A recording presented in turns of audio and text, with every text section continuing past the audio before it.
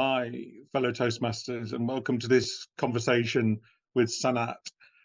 I'm Danny Banks. I'm Club Growth Director for District 71, and I have been a member of Toastmasters for just over 6 years.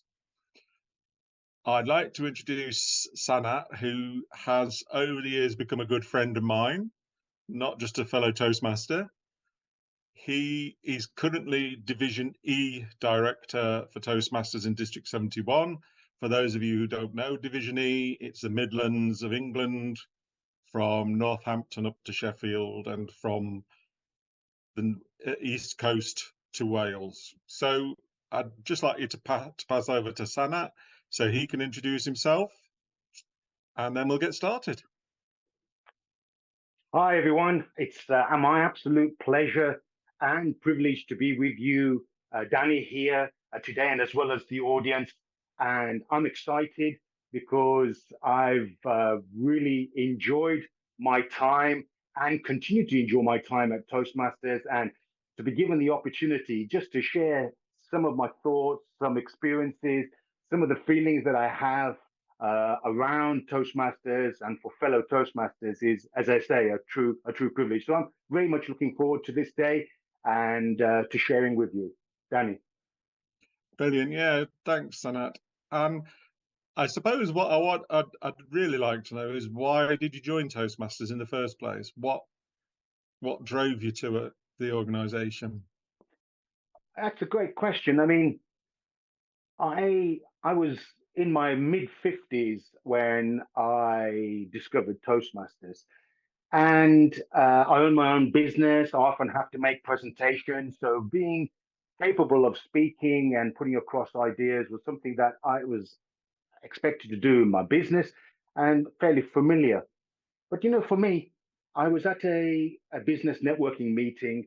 And once a year, we stand up and we give our objectives, what we intend to do for the rest of the year. And to the fellow meeting members. And when it came to my turn, my heart would start thumping, my hands would get sweaty. I'd get quite anxious, and then when my name was called, that was almost a trigger for a heightened sense of anxiety. I would stand, I would give across what it was that I was expecting to do, and then when I sat down, my heart would start to come back down again, and I was thinking, why didn't I say this? I could have said that. Well, what I meant to say was this. And it was only perhaps in the last maybe 10, 15 seconds that I found my stride. I was able to speak without rushing it. And when I sat down, I spoke to one of my fellow colleagues sat next to me. And I said, you know what? I can do a lot better than that. I'm just calming down now. And she said, it was a lady called Tina Swanee, whom I really am obliged to. She said, you know what? There's something that could help you. And she said, Toastmasters. And I hadn't got an idea, like most of us, as to what that meant. Maybe someone in a red coat, maybe somebody who stood up as a master of ceremony. But she said, no, it's nothing like that. We're meeting next Tuesday. And she did something really, very wonderful. She said, I'll look out for you. And that kind of made an obligation for me to attend. I couldn't not see her the following meeting and have not attended the Toastmasters meeting. And when I arrived, I was made to feel welcome. I was given a job to do straight away. So I had purpose. I wasn't just sitting there like a lemon. Yeah. And what I felt comfortable about was that I was amongst like-minded people who were a little bit ahead of where I might have thought I was in terms of my confidence, my public speaking, and some that were some way back, but we were almost on a equal level. We were there was nobody trying to have one-upmanship, and I found that actually quite refreshing and I might say quite unique. I hadn't been amongst a group or a meeting where there was that atmosphere, that sense that do your Yeah. best, and your best will get better. And so, Yeah. when I left that meeting, I felt amongst friends, although I'd only Yeah. met them. Yeah. And do you find that you found that consistently in Toastmasters? Because I know you're at Heart of England in Solihull and Godiva in Coventry, but you've also been around many, many clubs. I know because I worked with you when I was Division E director. Do you find that that's something that you find in most clubs, that everybody's on the same footing, everybody's on the same level? Well, it's I have to say very happily, yes.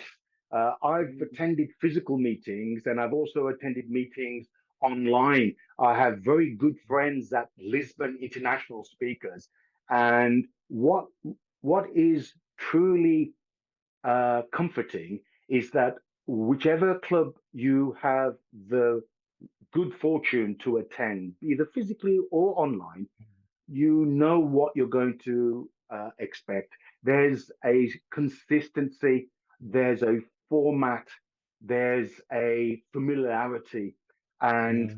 what I've found is that there were it's what's guaranteed is that you're going to find fun. What's guaranteed is that you're going to be amongst friends, and Yeah. what's certain is that there is a a bond of friendship and sense of fraternity that is you feel straight away. Yeah. And uh, and I haven't been to any Toastmaster club meeting yet, and I wouldn't expect to, where I wasn't made to feel warmly welcome and given an opportunity to participate.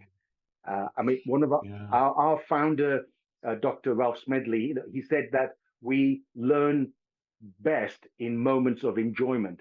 And Yeah. certainly, Yeah. every meeting I've attended, I've Yeah. had some joyous enjoyment. Yeah, and I think that's important what you've said, because I've found that as well. You know, I've been to many meetings around the division and the district, and I think that's important if you're not a Toastmaster, to realize that you come into somewhere where you are going to be welcomed. You're not, if you don't want to, you're not going to be put on the spot. You can go at whatever pace you want to go at. There's nobody lecturing you. And I think that puts a lot of people off going to some speaking, that they think that that's what they're going to come up against, that they're going to, it's going to be somebody lecturing, that they're going to be put on the spot, they're going to be made to feel small perhaps. But I've never known that in Toastmasters, because it is about people being friendly, it's about people going at their own pace, and you do get feedback. I mean, that's one thing that actually put me off starting Toastmasters, because I saw the evaluate, and in my job, I'd had so much evaluation that didn't go anywhere and wasn't positive. I thought, I don't want to be evaluated in my free time. But then when you go, you realize that it's a positive experience. I don't know if you found that. I mean, I know that you're very good at evaluations and you've led some training for the district on it, but the evaluation is not a judgment, is it? No, no. It, I mean, how do you see it? well, I think being able to give feedback. I mean, Bill Gates, he was saying that we all need feedback because that's how we grow. And it's what's important is how that feedback is actually delivered and how it's given, and that will be completely dependent on how the person receiving that feedback builds on it. Either they feel emboldened, empowered, equipped to be able to next time make that same presentation, but feel that the tips that were given, the techniques that were shared, and the ideas that was put across as opinions could have a beneficial effect. Yeah. And one of the highest skills in leadership, in my opinion, is being able to hear, truly hear, to be able to see and record what it is that is presented, and then to be able to, if given the opportunity to share your evaluation and that feedback. And at Toastmasters, there's so many opportunities to do that. that we give that with an open heart. It's an unconditional sharing of an opinion, but the objective of which is that that person benefits from it.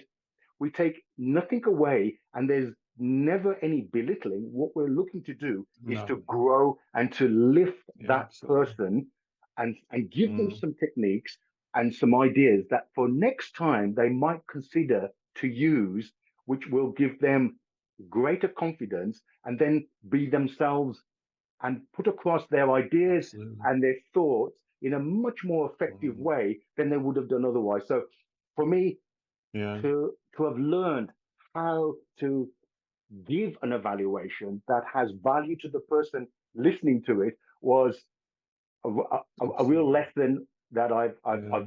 I've got to give it to the Toastmaster process to have actually shown me. Mm. Yeah, no, I totally agree. And I also, the other day at my club at Leicester, there was somebody, and she said something that made me think, and I actually never had seen Toastmasters in this light. She was saying, well, one of the strengths is that you do something, you get evaluated, you can improve, but you can say, yes, I've made that step along the journey. And then after you've made a few steps, you can look back. It's like if you're climbing a mountain, you can look back and see the progress you've made. And it makes you feel more positive to move on to the next step, if that makes, if that makes sense. It's that as you slowly progress through, you might do the timekeeper role, then you move on to an evaluation, and then perhaps you deliver your icebreaker speak. There are all sort of stages that build up your confidence to say, yeah, I'm ready to take on the next step. And and the way that she said it, it made me think about, well, yeah, it is good to have got something under your belt and you've done that. And that's what the way Toastmasters allows you to do it. But for me, it's doing it at your own pace. I mean, I don't know what you think about that in the clubs you've had, because I know some clubs like to get people through the different pathways. Some, are a bit slower. I don't know what your views on that are. What's the best way? Absolutely. Thank you for asking. At a Toastmasters meeting, and in fact in life, we're going to be presented with what could be put across as an opportunity. And in a Toastmasters meeting, within 2 hours, there are so many opportunities Yeah. for you to be able to participate and to Mm. contribute. Now, I was only at a meeting a few evenings ago where there were 10 guests who came in Wow. one evening. Now, Mm. every single one of those guests came maybe with a personal reason. They took the courage to be able to sense that there was something missing that they wanted to build on and to be able to overcome. And they Right. Yeah. searched either by the internet or spoke to a friend or through social media, and maybe all of those, but each of them came from wherever they discovered that there was something missing and found that there was a meeting at that club, and 10 individuals walked through that door, not knowing what to expect. Mm. And each and every one of them were from different backgrounds, different ages, at different levels. But every one of them came with a open mind. They were welcomed, they were sat down. And then when given the opportunity, and I asked them, I said, look, you can either be the kind of person who responds and grasps that opportunity. And after that, Mm. regardless of what you actually put across, what you did, you will next time be better. And I said, if you say maybe not this time, imagine it, that opportunity may not come back. And it's far better to have tried and said, I'm glad I did, than said, not now, and wish you had. And Mm. Yeah. at that evening, there was something for everyone. And we always asked, they said, do you see something here for yourself? Because you came for a reason. Yeah. Did we show you something that could give you Absolutely. what you wanted? Confidence, give you, maybe it's an interview, it might be a promotion, it might be a presentation at work, it could be a best person speech that you need to give, whatever the reason that brought you here. Don't let that need go unanswered. Take action. And if you see something for yourself, exercise that muscle which says, I'm going to try, I'm going to give it my best effort, and I'm going to be in a room where everybody else wants the same thing. So Sure. yeah, I find it a very welcoming and encouraging environment. But you mentioned about pace. The thing is, if you're in a hurry, if you're hungry, there are lots of opportunities. If you want to go at your own pace, then that is perfectly Mm. fine. Yeah, no, I totally agree. And what I'd just like to ask as well is that you mentioned that you were in your 50s when you started Toastmasters. I was. Do you think there's any restriction on age? Do you think it doesn't matter joining Toastmasters whether you're 18 or 80? Well, I intend to be a Toastmaster the whole of my remaining life. I wish I'd Right. found Toastmasters earlier Yeah. because we had an 18-year-old student who kept missing out on interviews to find a place in the university of his choice. He Mm, got anxious, he got afraid, he didn't hear the question correctly. And his parents researched and brought him to Toastmasters. And at 18, as young as he was, he saw some value. brilliant. Yeah. And within 6 months or 9 months of his second chance and round of interviews, he got that place in the university, Brilliant. number one university on his list. He got that Brilliant. place. Mm, And he was equally welcome. The value and contributions he gave were yeah. equally considered.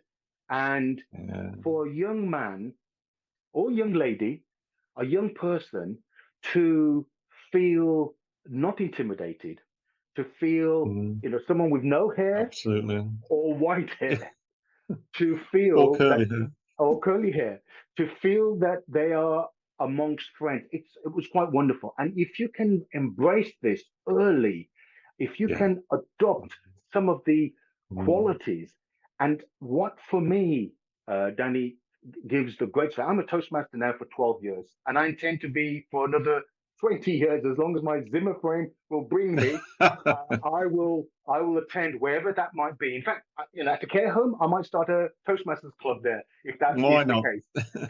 But it is about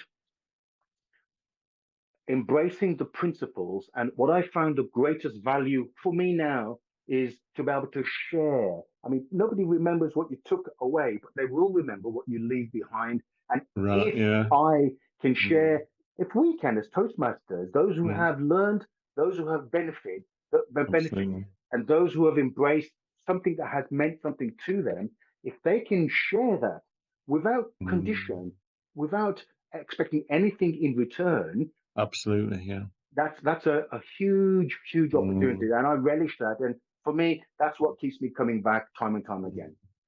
Yeah, brilliant. And I can totally empathise with what you're saying. You know what? We've seen people come at Leicester who have really sort of gone on and got something out of their life that I don't think they necessarily would if it hadn't been for them gaining some confidence.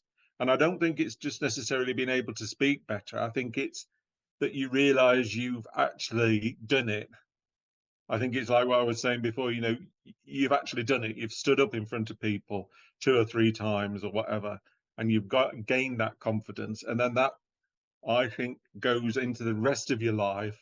So if you're going for a job or you're thinking of setting up a business, whereas before maybe you would have thought, "Oh, I don't know, am I the right person? Have I got the just having maybe only a year at Toastmasters, because some people They spend a year and they get out of Toastmasters what they want. Some people like us just keep going, and every time get something more. I mean, I can't say that I've ever been to a meeting where I haven't learned something, which for me is what it's about. And you said something earlier about when you didn't know what Toastmasters was, when your friend suggested, it might be help.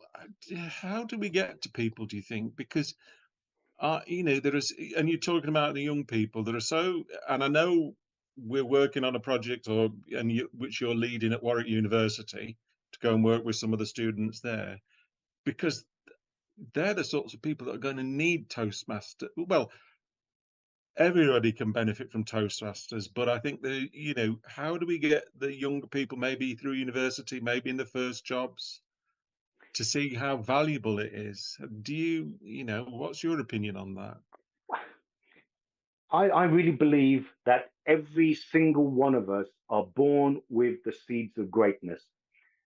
But with Mm, greatness comes responsibility, and we have to take responsibility sure. ourselves to be able to develop. Mm, And I think mm, the earlier that we can discover and be reminded, because oftentimes as we grow from teenager and grow up into adulthood, our experiences and the feedback sometimes from those who are closest to us and who want the best for us, who tell us that we're maybe not no good at this, maybe we're not mm, intended to do that, maybe we try something and we mm, didn't succeed, and they say, look, you were foolish to try. All these things mean something to us, particularly if they've been shared with us by family or people whom we respect. absolutely. And I think Mm, the that tends to be embedded to us from a young age. And quite rightly, if we can address that, the earlier that we can address that, the better opportunities and chances, life chances, that individual is going to have. And not just for themselves, life chances for their family, their community, their employer. So getting that message across is through various forms of media that we can put across. But I yeah, think one of the best ways is to be a beacon in oneself, in being a great right, example, yeah, and for yeah, individuals to say, look, there's something about you. And unfortunately, in this day and age, some may not feel that they can ask for help. They sometimes feel mm, that you're going to ask something from them in order to get mm, something. But I think it's for us mm, to be able to recognize um, that a person is hungry or hurting and there's a need. And then to explain yeah, to them that this is mm, a unconditional offer. It's an unconditional offer mm, of help. And if they can mm, embrace that, if they can just get some of those principles, they could be better at being able to be understood. They can be better at sharing their ideas mm, and their opinions. And they can be encouraged for doing so. If they can be not discouraged but yeah, encouraged, just absolutely. imagine what that young person. Mm, I mean, I was encouraged at 55, and yeah, I'm young. I'm young at mind. I'm young at heart. Okay, and if I can be awakened, if I can have my seeds of greatness yeah, rekindled, I think everybody can, but it's just empowering everybody to believe that there is a mm, better version of themselves and making it okay for them to ask for more and for them to absolutely. be Yeah, excited to experience adventure, coming out their comfort zone, and to yeah. practice that as saying, I'm going to learn when I do something that I don't know, rather than being fearful. Yeah, yeah, and I think th- it's like we've said. There's something in Toastmasters for everybody, no matter what age. So that there could be the people you're talking about coming out of university, wanting experience with job interviews. It could be people in the 60s and 70s. We've got this university of the third age that runs courses and things for people. Why not have a Toastmasters? And if there's anybody out there wants to start it up, just message us and we'll get that one going. But I just think, yeah, it is something for everybody. And as you say, you're still benefiting from it, and so am I. But I also want to talk about what you've just said about, the need people have for Toastmasters, because I think we need to look at that. Some people are scared of public speaking, but why are they scared? Because, except in a very few circumstances, former American presidents and things like that, most speeches don't result in somebody being shot, or you're not going to be, hopefully you're not going to be mobbed or anything from a speech you're going to do. So it's not life threatening. What do you think it is? What do you think it is for people? Because you're an accomplished speaker, and you've been in Toastmasters 12 years. But for somebody who's only just stumbled on Toastmasters or been suggested Toastmasters, what sorts of things, well, maybe I'm putting you on the spot here, but people who are coming to the clubs, what do they want from us? What need is it within them, do you think, that they are trying to solve, and Toastmasters can do something about it? Well, I'm glad you asked that. You understand I'm what I'm glad you asked saying? that. Yeah, no, absolutely. I'm glad you asked that. I mean, for me, there are two images that every single one of us hold.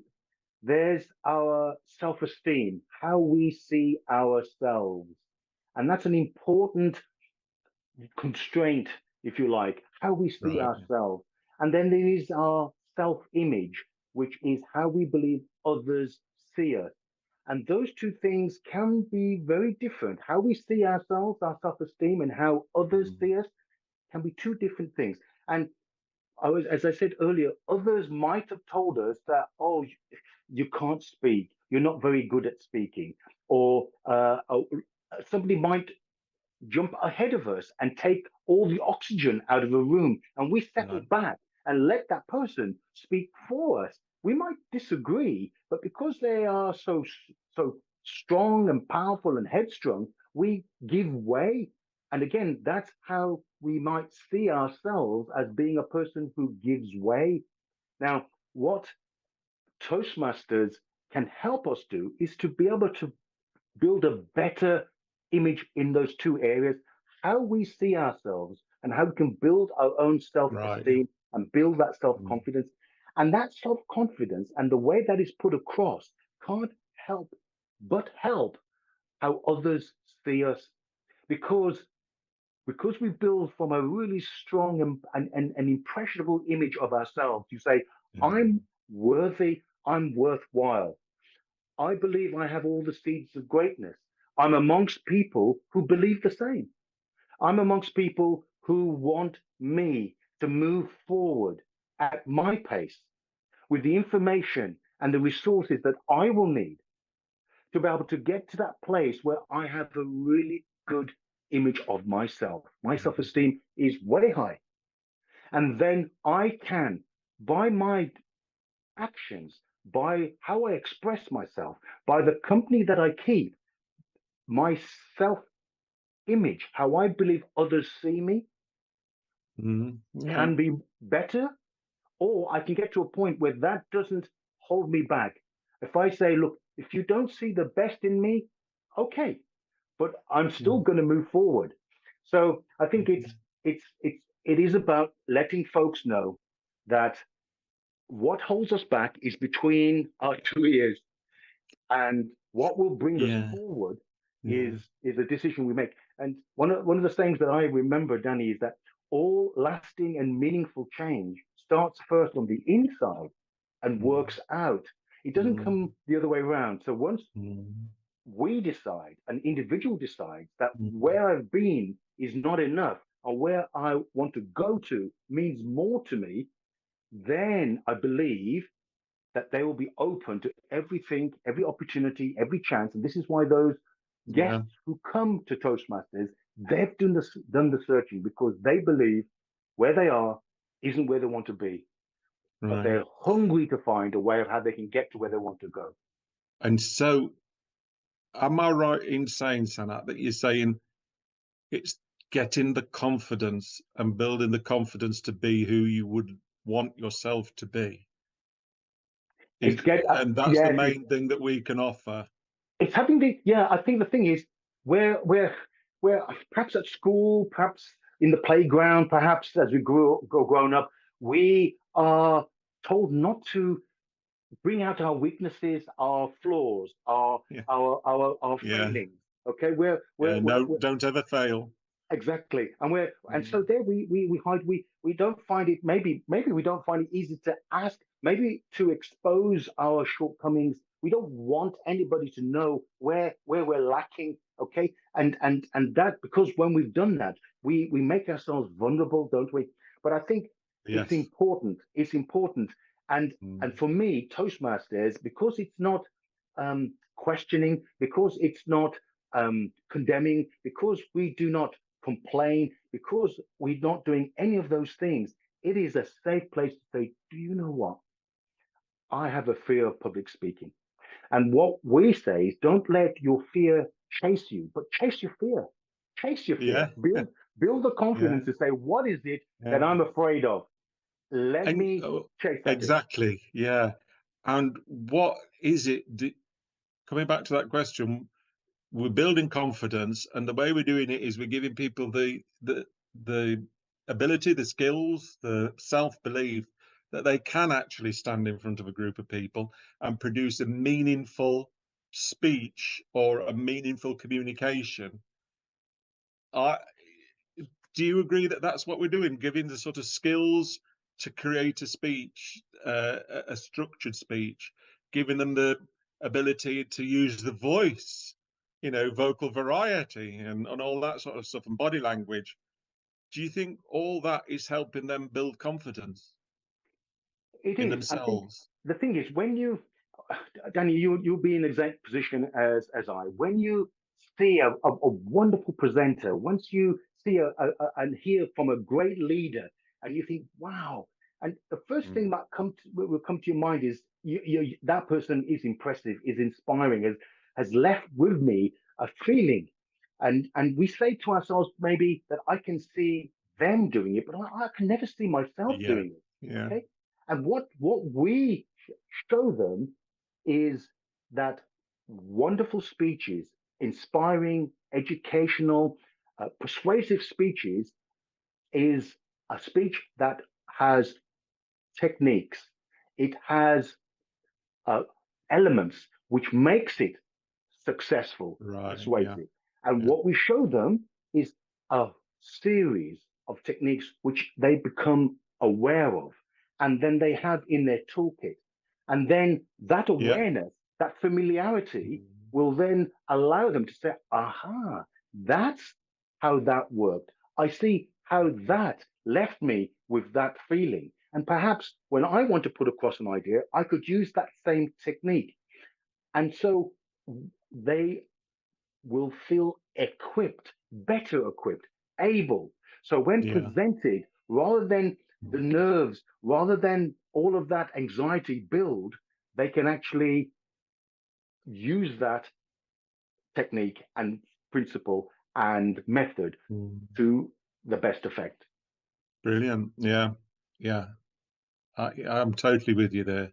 And I think it's about using all those things that we learn in Toastmasters to give us it's like a scaffolding, isn't it? The skills, the vocal variety, body language, and the feedback and all that provide a scaffolding for us to go out there and show what we're made of and have that confidence. Yeah, I totally agree with you.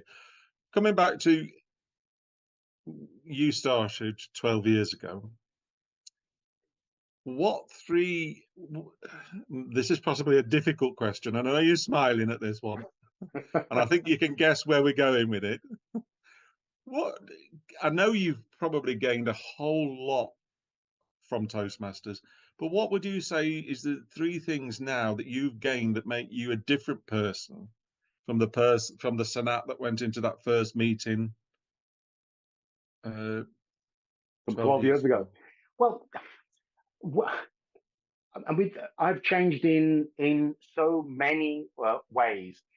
Uh, one of the One of them is that I don't need to try so hard in order for me to be able to put across something that has value and has purpose. When you try so Right. hard and you try and push something and you push it in a way that the other person doesn't find useful, and you then feel, oh crikey, why aren't they giving this the value that Yeah. I give? Mhm. What is taught me is that you can't want something more for someone than they want for themselves. So Right. I've been able to realize that, and to be able to sense in the other person, what is it that I need to put across, and when do I need to slow down or maybe stop altogether? So it's given me an awareness of the person, or Right. Yeah. persons, the audience that I'm giving. So Yeah. rather than just keep going, I've got a sense of control, if you like, and respond. So that's one thing. The second is the value of friendship. I mean, they say you're like the 10 people you spend most of the time with. You know, I didn't have 10 people I spent a lot of time with. I was, so busy doing this, doing that. Yeah, me But neither. yeah, but what has given me an opportunity is actually to be amongst people I want to be amongst. And every, as we talked about this earlier, every Toastmasters meeting, I meet people that I know 75, 80% I'm going to love, like, and be friends with. I just know that, Mm. and that's what it has given me is the ability to offer a hand of friendship right from the start, as opposed to being a bit apprehensive, saying, "Oh God," So my children often say they're grown up now. I said, "Dad, why do you go and speak to somebody just out of the blue? Why do you have a smile? Why do you have a handshake?" And I said, "Well, look, it's life is Yeah. too short if you don't recognize the person who is in front of you and with a smile. I mean, every friendship begins with a hello. Every Mm. conversation begins with a smile." Mm. And the fact that we go with blinkers because we have a frown, because we have suspicion, I think it denies us. So that's the second thing it's taught me, to say that be open, because there are some wonderful people, a lot of wonderful people who are Yeah. just hungry to give something back to you, but they just don't know what kind of person that you are. And Yeah. then, and I think the last thing you said, three things. Last thing it's taught me is really not to lay claim to anything that I've shared if that other person doesn't either appreciate it or act upon it. Because it's just like a gift, isn't it, Danny? When you Yeah. give a Yeah. gift, it's no longer yours. Mm. It's not. You don't say, well, you're not Absolutely. using it, you're not Absolutely. wearing it, Mm. you Mm. did not thank me every time you see me. So when we pass across an idea, a recommendation, an opinion. It's a gift. It passes from us to Mm. that person. So it's taught me not to retain ownership or to be hurt if it's not appreciated or it's not used. It's just that at this moment in time, it isn't as valuable to them. But in time, it might be. So humility, friendship, and a sense of who you're talking and who is in front of you, and being respectful and reflective. I think those are the three things that I Mm. take most from my Toastmaster experience so far. You see, that's brilliant, Sanat, because if you ask people who go to well, let's say we're a speaking club, but we're more than a speaking club, they would probably say, well, the three things you get out of it: you get a better speaker, you have better body language, and all this sort of thing. People don't realize what else can be gained from being a member of Toastmasters. And you just given us, talking about friendship and talking about reflection and all these things. I'm in the fortunate position now that I'm retired. And I don't like to brag about it, but I do, I keep on LinkedIn and I look at what people are saying about the world of work and things like that. And the sorts of things that you've just said are what it seems to me what most companies, most workplaces, and most people who are working are looking for. They're looking for a job that allows them to be self-reflective, They're looking for a job that gives them advancement. And I just think that you can gain all those things in Toastmasters and more. If you're working in an industry, in any business, performance management is part of it all. Well, what's evaluation? Good evaluation is helping people to see the strengths and areas for development. So I I I just think there's so much we've got, and what you've just said really, I think, hits the nail on the head. That it's not just about public speaking and standing up in front of a group of people and being able to deliver a presentation pretty well. It's about so much more than that we can develop.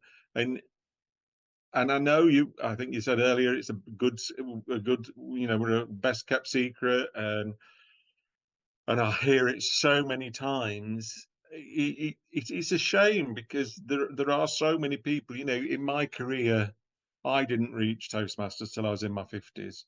I'm not giving a specific date, age, because then people will work it out. But I've met people in my life who have a really good, decent people who are good at the jobs, are dedicated, hardworking, but they don't progress because they don't have the self-confidence to stand up. And it's not being boastful. It's not being, oh, look at me, I'm the greatest. It's about showing people what you're capable of. And that's something that so many wonderful people I've met in my career. I wish to goodness that they'd have had that confidence, because they could have gained so much more from life and given so much more. So yeah, I really truly appreciate that, Sanat. It's been excellent talking with you today. My pleasure. I wish we had some more time to talk, but I know you've got to work, and I've got things to do anyway. And yeah, what a great insight. So thanks very much for giving up your time, Sanat. You're welcome.